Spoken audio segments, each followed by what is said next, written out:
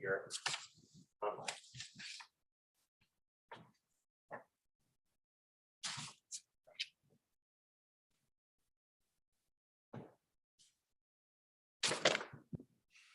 I'm going to get started. This is the press conference I have before legislative meetings, and tomorrow, May 24th, we will have a committee of the whole and a legislative meeting. Both are what we call additional meetings because they're not regularly scheduled. The focus of tomorrow is going to be on the budget and related measures, and also on ANC redistricting. The agendas are limited to those items. So we'll begin at noon with the committee of the whole meeting, and the committee of the whole will mark up the fiscal year 2023 federal portion budget request act of 2022. For decades, the district government would mark up a budget request act to Congress for both the local and federal portions of our budget. When we got budget autonomy a number of years ago, we stopped doing a local budget request act, which was included in just this one bill. So instead we have a federal portion budget request act. Congress makes these appropriations because they're for federal agencies that support the district, such as the courts. That's probably the most obvious example, that the Superior Court and the DC Court of Appeals are part of the district government, but are fully funded by congressional appropriation. And that's been that way since the 1990s. So that's the Federal Portion Budget Request Act. And we've made some changes to what the mayor had submitted to reflect what it has been making its way through Congress, or what the agencies have requested, because we're fully supportive of ensuring that these federally funded agencies that are part of the district government receive the full amount that they believe they need to operate. We also will be adopting in the committee of the whole comments on the second revised budget for the current fiscal year. We typically call these supplemental budgets. We did a supplemental budget a month ago, which was simply to enable the mayor to replenish reserves. This is a more comprehensive supplemental budget that is very much intertwined with the fiscal year 2023 budget.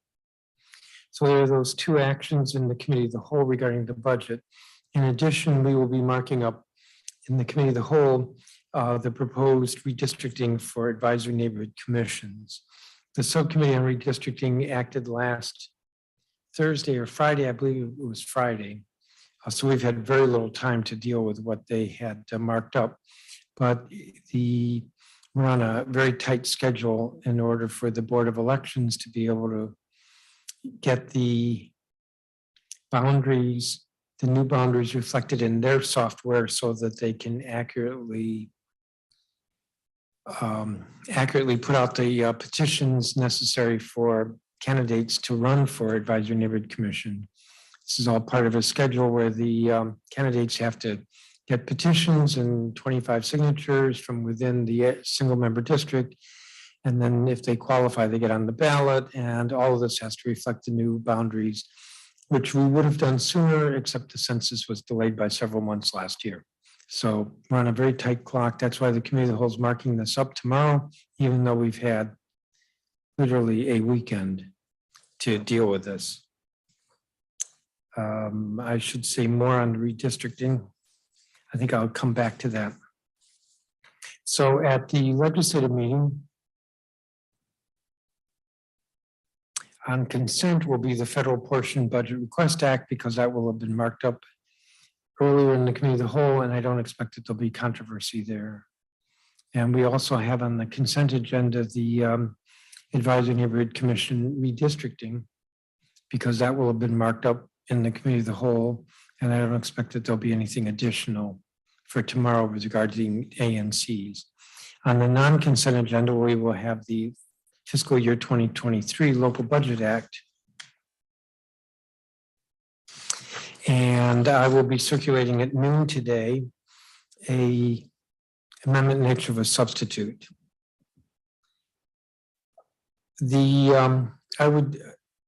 I would characterize it this way, that the major policy changes were done at first reading, and they include, for example, the the new weights, funding weights for schools, public schools that have significant at-risk population. That's concentrations over 40% and 70%. Those are two levels, each of which would have a 0.5 weight. That's additional dollars. I believe I believe Blue will be getting the largest amount of money, which we estimate will be about $230,000 because they have a larger population than Henley, which has the highest number of at-risk kids, which will be getting, if I remember correctly, around $130,000 extra. And this money is going directly to the schools, will not be going to central administration. On the charter side, the money will be going to the LEAs. But this is new money. This is money that actually reflects the at-risk populations. And this is money that for DCPS will be going directly to the schools. That was decided at first reading. There's no change being made there. The moves that we made at first reading with regard to affordable housing are largely unchanged. So that's about $450 million being added to the Housing Production Trust Fund and about 400 more targeted affordable housing vouchers that will be prioritized for for families who are exiting rapid rehousing. I realize the need is greater. The need is greater all around with regard to affordable housing and homelessness, but these are significant contributions, both what the mayor had requested and what the council has added. I'm looking to see if there are any major changes with regard to what I'm circulating for tomorrow. There are a lot of changes that are being made. That sounds like a big deal. It's things like restoring $2.6 million for cybersecurity in Octo, personnel in Octo. That's actually one of the bigger items.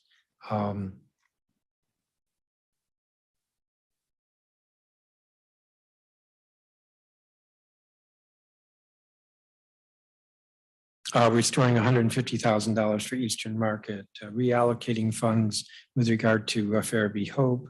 These are all, in the scheme of things, are small changes, but there are a fair number of them. I do expect there'll be a couple of amendments tomorrow. I have to say no council member has talked to me about amendments that they're proposing.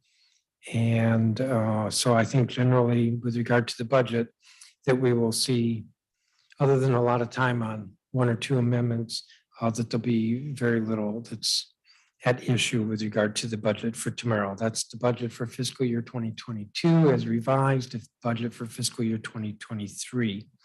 The Budget Support Act, which was approved on first reading on May 10th, will come up for second reading on June 7th. So there's another 2 weeks there.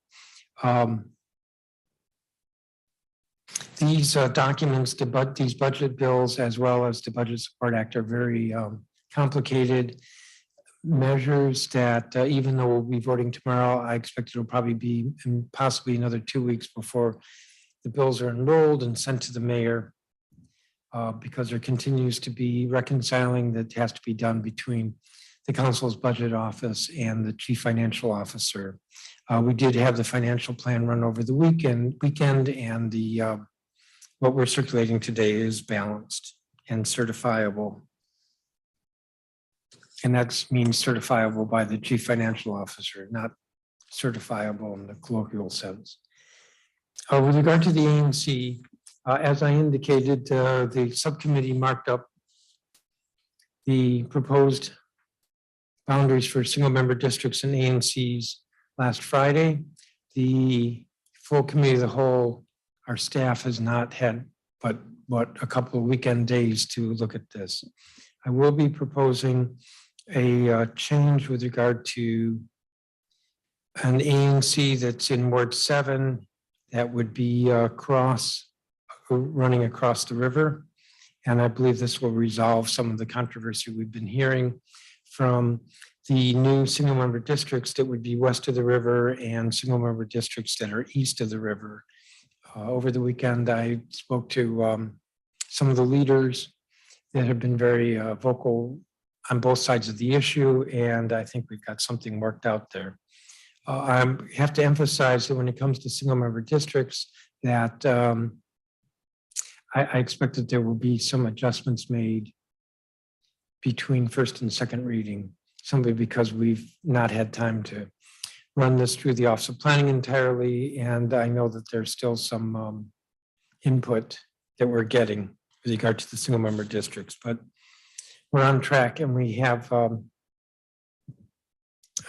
some resolution with regard to the controversy involving Ward 7. With that, I'm happy to take questions. When would the second ANC redistricting vote be? June 7th. And then you mentioned a couple of small changes like the cybersecurity Yeah. restoration of funding. Can you talk about that? Why was that changed? Well, the council's, I'm going to give the long answer here. The council's process when we get the mayor's budget is that the budgets for agencies are referred to the committees that have jurisdictions over those agencies for comments. And so there were some cuts that were made by different committees. I'm speaking plural here, that we received feedback from the executive or other comments, and then we made adjustments to them, or I'm proposing to the council adjustments to them. Most of that happened at first reading, but some of it is happening tomorrow. So we did get quite a bit of feedback from the executive.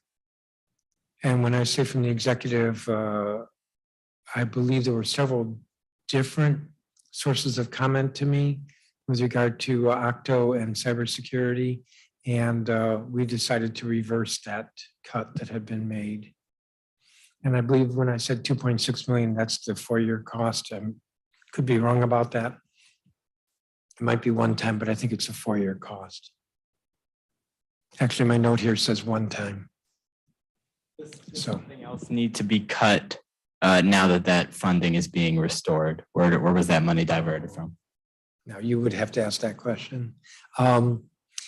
Well, yes, but it's not one for one. I can't point to something else that was reduced to pay for this. We continue to look for savings in different places, and that's how we were able to restore that money.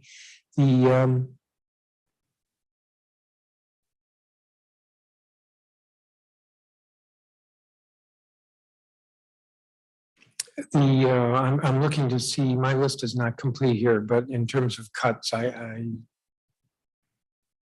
don't believe there were any major cuts that we took anywhere, anything that I could really report to you. What do I mean by that? We look at, for example, vacancy savings or vacant positions. If a position hasn't been filled in a couple of years, then we might have just simply eliminated that position and taken the money that was budgeted for it. That's an example. There would be some recalculation with regard to debt service that would bring in some savings. There might have been some funds where we identified that there was unbudgeted authority.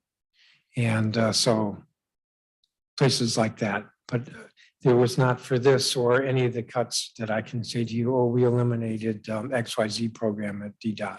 We didn't do that.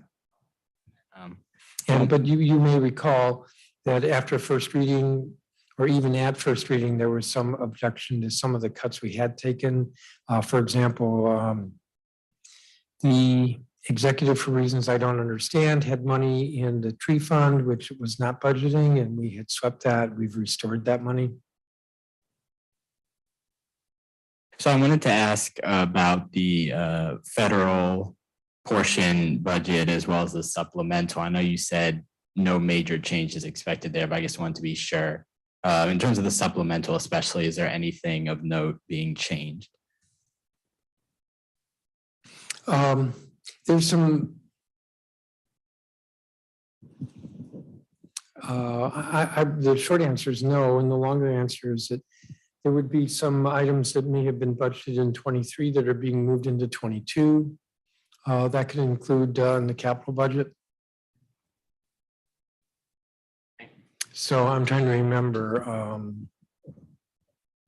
An example of that was Buzzards Point, which I believe is reflected in the supplemental. So the mayor had submitted a budget that included some included capital improvements with regard to a trail and I want to say open space, but I might be wrong, or recreational space in the Buzzards Point area. And we moved the FY25 money into FY23 or 22. That actually doesn't answer your question on the supplemental. We moved it into 23.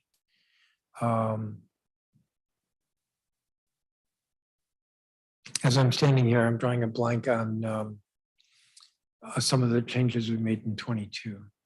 The memo that goes out at noon does list, it doesn't include everything, but it's pretty comprehensive.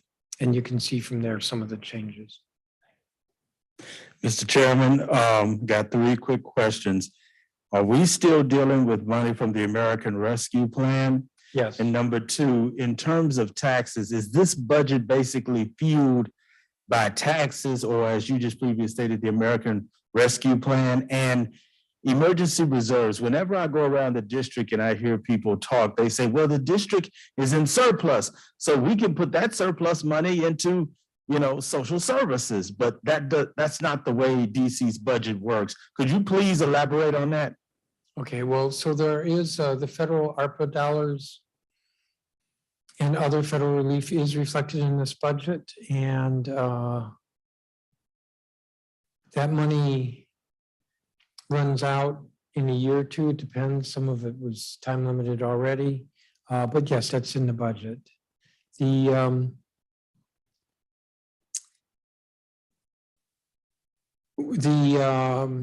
reserves. So we have 4 reserves, if I remember correctly, and the funds were all full as of October 1st. We don't budget them during the year, although there is spending against them, some of them. And we did with the first supplemental replenish from revenue surplus, I believe it was the contingency reserve fund, which is in constant use. And I believe cash flow is also in constant use. But we don't budget them being full at the end of the year. One of the things we do is we take underspending in the current fiscal year, that's FY22, and we budget it, we move it in the supplemental into 23, and we budget it in 23. And so at the end of this fiscal year, which actually means next February when we get the annual comprehensive financial report, it will show that we had a surplus, well, this year it was $1 billion, but much of that money's already been spent because we will have budgeted that rollover as part of our FY23 budget. That's what we're doing this year, and we've done the last several years. So when folks say that there's a surplus, we're spending that surplus. And I don't have the tables in front of me, but roughly somewhere between a quarter and a third of our budget's going to human services programs. And if I remember correctly, roughly a quarter is going to public education. Debt service, which is what finances capital borrowing, is now, I believe, around $1 billion, which is substantially more than the Metropolitan Police Department budget, just for comparison purposes.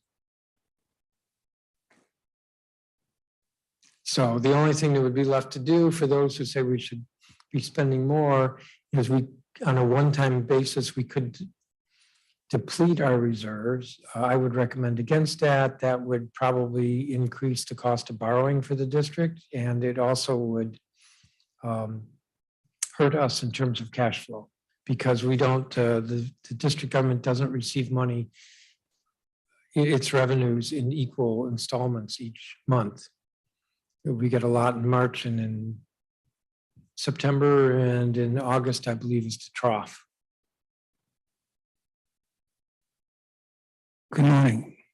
Do you know by any chance who the mayor is going to announce the appointment of at noon? I do. Do you mind telling us? No. Okay, I'm not sure why you asked. She has a press conference at noon. yes. No hint? It's a person. Okay, I believe that the mayor made a point of the chair of the Committee on Business and Economic Development, who has oversight over the Office of the Chief Financial Officer, that he was consulted. Just saying that for purposes of collaboration. Any other questions? the district is the beneficiary of about $2 billion worth of federal money currently. COVID money and infrastructure money. You said 2 million or two? 2 billion, 2 Yeah. billion, 2 billion, which presumably is going to disappear in another year or two. What would you say about the district's finances in that circumstance? I'm not sure what you're asking. We have a lot of opportunities with regard to the infrastructure money. And much of that money is coming, I believe most of that money is coming to the district through existing grant programs. And therefore, how it can be spent has already been determined by the federal government. To give you an example, and I can't tell you the dollar amount associated with this, but there's an existing federal subsidy program to all the states with regard to bridge replacement. And so some of the infrastructure dollars will go through that program to the district. So we could only use it for bridge replacement. And that's true with most of the infrastructure dollars. Your question seemed to get at a broader issue, and that is that we've gotten a lot of federal money over the last couple of years. And yes, there is some concern that there will be what some folks call a cliff, that we will, in a couple of years, suddenly see that we're missing about $2 billion, and how are we going to make that up? We've been fortunate in that our revenues have been growing, so that's one way we can make it up. And a lot of that money should have been budgeted for one-time expenses. So for example, if, well, I'll give you an example of some of the federal relief dollars going to new HVAC systems in schools. Well, that's a one-time expenditure, right? You buy an HVAC system once.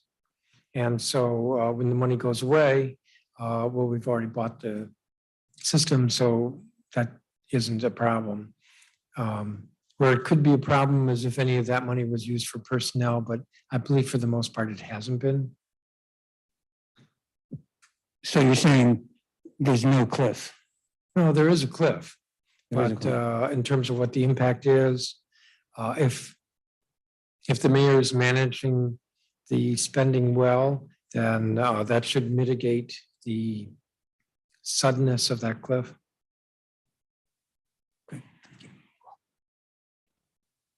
Yes, James. Yes, I alluded to this in the previous press conference here in terms of taxes. I see that there are no taxes raised. You talked about the fees earlier, but was there even a discussion internally? I mean, among your more progressive colleagues about a tax increase? I mean, was there even a discussion or a hint of that?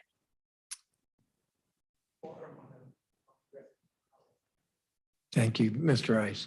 All right, some of the folks who want to raise taxes have a sense of where I am on that, so they don't include me in their discussions. So I can't tell you what discussions took place. You asked if there was a hint. Yes, there was a hint.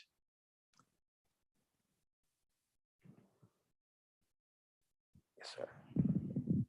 In terms of possible amendments that other members might introduce between, I guess, today and tomorrow, A, what's the deadline for that? And B, what are your expectations? I know, for example, excluded workers is something that has been a topic.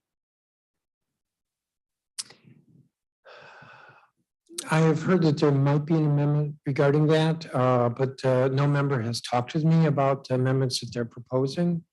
So I have awareness, but I'd have to say it's hearsay, and therefore I'm not going to repeat it here.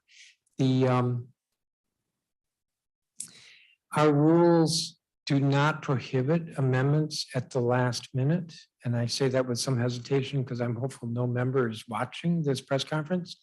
But the members have been very good for the past year and a half, since September of 2020, when we had I'll call it a come to Jesus discussion about how amendments were coming in at the last minute.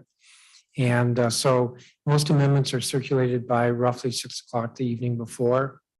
And if a member wants their amendment to be taken seriously, they need to circulate it the day before so that members aren't caught by surprise.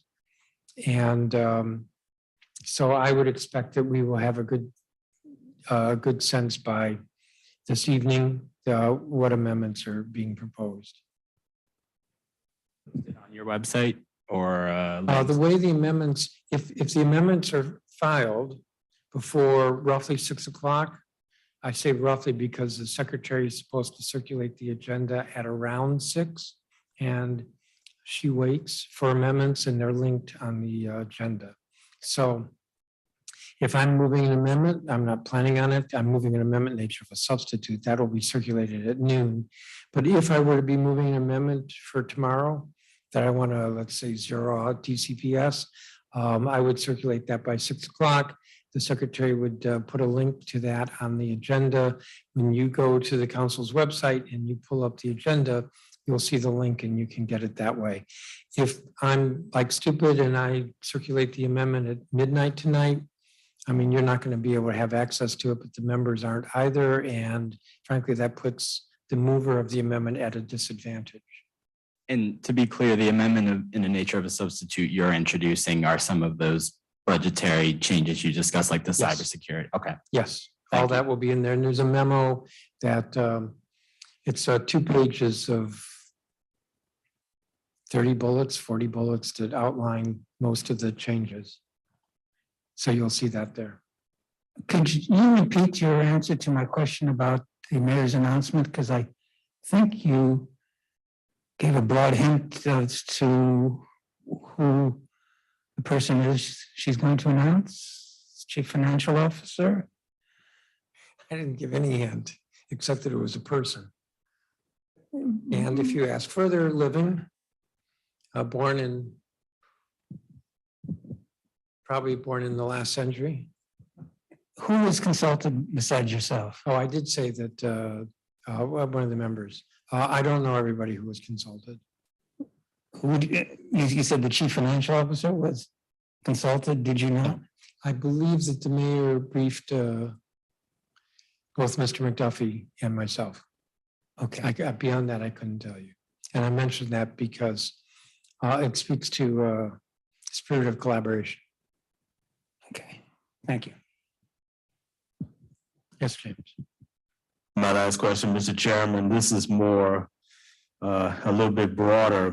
You and I were both around, and you were on the council when the control board was functioning and the control board went away. There are a lot of people who have no clue about that particular era. And my question is that, has there been discussion either here or on Capitol Hill about releasing the district from the control board legislation? From then on, this city has had about 26 straight balanced budgets. So has there been any discussion about releasing the district from the control board legislation? There's been no discussion that I'm aware of, and that's probably because there's a sense that repealing that law would be a non-starter. What that law does is it has a number of triggers that, for instance, if we miss a payroll, then that would bring back the control board. And it's kind of hard to justify missing a payroll. So I can't say that there's been, I'm not aware of an effort to repeal that. And I believe that law also requires the independent CFO. That is a CFO who is independent of the mayor or the council. And even though I can assure you that every CFO has annoyed in equal portions the council and the executive, there is a value to having an independent CFO. This is what I tell Wall Street when we go and meet with the ratings agencies, is that I think we're the only jurisdiction in the country with an independent CFO. And it makes it less likely that we can cook the books. Because believe me, elected officials would use every gimmick possible, some of them would, to use every gimmick possible to make the budget look balanced or spending not a problem. And an independent CFO makes that less likely. And that's all in the congressional law that you were asking about. If there are no other questions, see you all tomorrow at noon. Thank you.